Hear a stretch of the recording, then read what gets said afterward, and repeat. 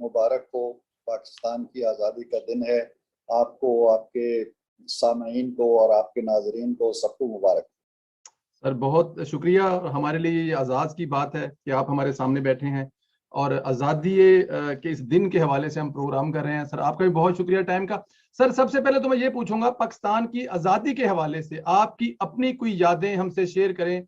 पाकिस्तान के हवाले से हतमी फैसले कैसे हुए, इस बारे में कुछ अगर बताएं तो।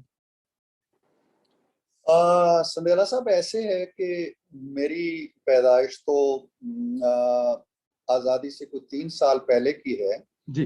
लेकिन 3 साल की उम्र में जाहिर है कि इंसान की इतना शऊर नहीं होता है इंसान को कि वो उस वक्त की यादें जहन में रख सके। ना मेरे जहन में कोई ऐसा नक्शा है।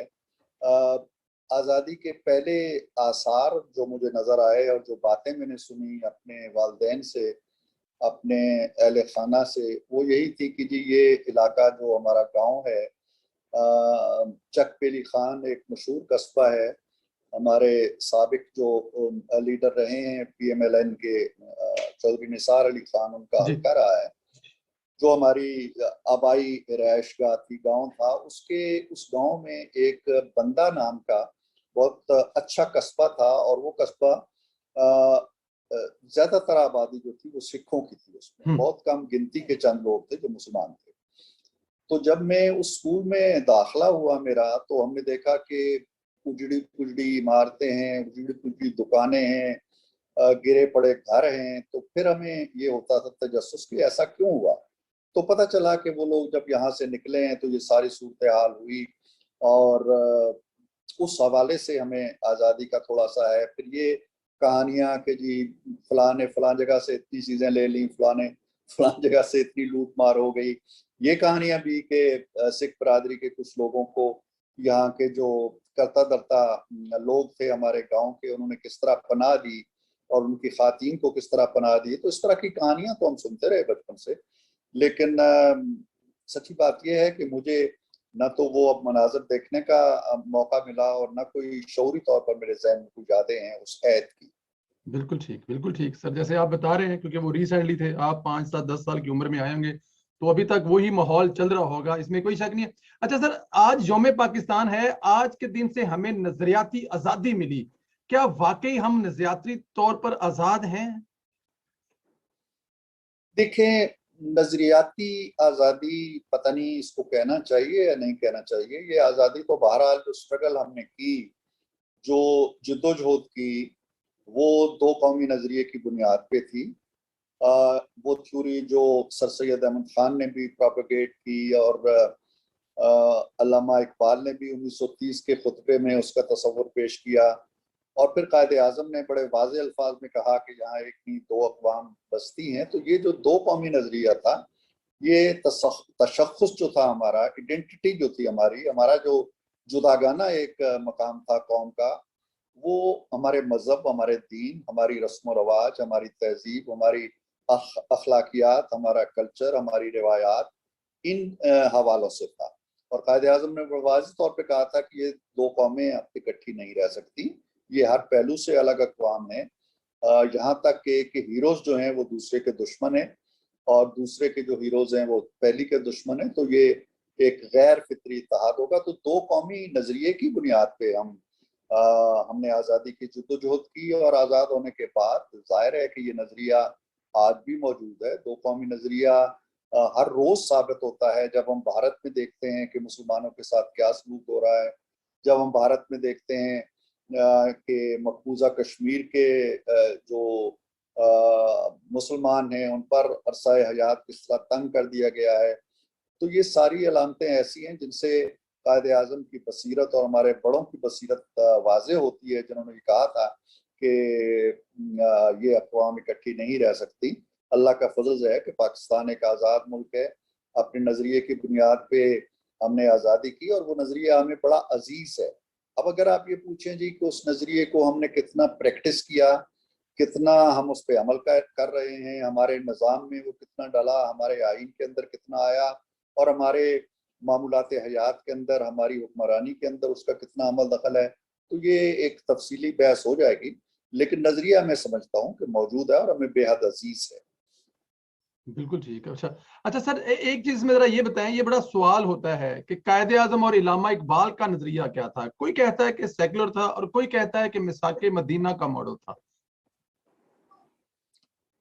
देखिए, ये बहस बड़ी पुरानी चल रही है और अब तो मैं समझता हूँ कि इसके अंदर कोई ऐसी बात रह नहीं गई। बहुत चीजें वाजे हो चुकी हैं। कायदे आजम के साथ सेकुलरिज्म को जोड़ने की कोशिश करना या कायदे आजम के साथ किसी कदामत पसंद मजहबी रियासत को जोड़ने की कोशिश करना, ये दोनों बातें शायद दुरुस्त नहीं है। कायदे आजम इस्लामी जहन के हवाले से उनके उनके खुतबात आप देखें तो आपको बीसियों ऐसी चीजें मिलेंगी जिसमें उन्होंने इस्लाम को अपना आइन और इस्लामी रवायात को अपनी हुक्मरानी का माखज करार दिया। सेकुलरिज्म का लफ्ज शायद ही उनकी उनके खुतबात में आपको मिले। लेकिन ये बात जरूर है कि कायदे आजम इस्लाम के हवाले से, जो कि इस्लाम के हकीकी तालीमात हैं, हर मजहब के लिए, हर तबके के लिए, अकलियतों के लिए बुनियादी हुकूक की जमानत देते थे। और जब उन्होंने ये कहा कि पाकिस्तान बनेगा तो हिंदू हिंदू नहीं, तो मुसलमान मुसलमान नहीं, तो इसका मतलब ये नहीं था कि वो दीन से मुबर्रा हो जाएंगे।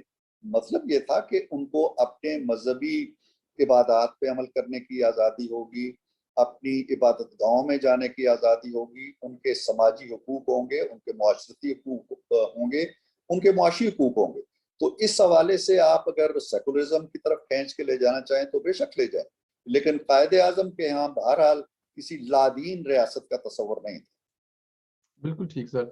आज के पाकिस्तान का अगर पुराने पाकिस्तान से मुवाजना किया जाए, नजरिया पाकिस्तान की रूह से देखा जाए, कैसे देखते हैं? क्या नजरिया पाकिस्तान कायद व इकबाल का यही ख्वाब था जो इस वक्त पाकिस्तान है? अफसोस से कहना पड़ता है संदेला साहब कि हमने ना अल्लामा इकबाल के अफकार को रानुमा बनाया, ना हमने बानी पाकिस्तान कायद आजम मोहम्मद अली जिन्ना के अफकार व ख्यालात से रानुमाई हासिल की। हम एक ऐसी राह पे चल पड़े और बड़ी इब्तदा से एक ऐसी राह पे चल पड़े जो ना नजरिए की हिफाजत कर सका वो रास्ता, ना हमारे जमहूरी जो वैल्यूज थी ना उनकी हिफाजत कर सका, ना एक कॉन्स्टिट्यूशनल रूल की निगहबानी कर सका, ना कानून की हुक्मरानी की निगहबानी कर सका। तो ये नया और पाकिस्तान, नया पाकिस्तान या पुराना पाकिस्तान की बहस तो मेरा ख्याल है कि ला हासिल सी है। पाकिस्तान एक ही है जो 1947 में वजूद में आया था। उसको नया कहने वाले उसमें कितना नयापन लेके आए हैं, ये एक बहुत तवील बहस हो जाएगी। या उन्होंने उसको नया बनाते हुए कितना पुराना बना दिया है और उसे आगे बढ़ाने की कोशिश में या नया बनाने की कोशिश में कितना पसमानदा कर दिया है और कितना पीछे धकेल दिया है। ये तो एक सियासी स्लोगन है, नया और पुराना पाकिस्तान। लेकिन मैं समझता हूँ कि बुनियादी तौर पे पाकिस्तान के अंदर हम अल्लामा इकबाल की, कायदे आजम मोहम्मद अली जिन्ना की, बानियान पाकिस्तान की, जिद्दोजहद करने वाले जो हमारे ज़ोमा थे, हमारे लीडर थे, उनकी फिक्र को हमने पूरी तरह समोया नहीं है।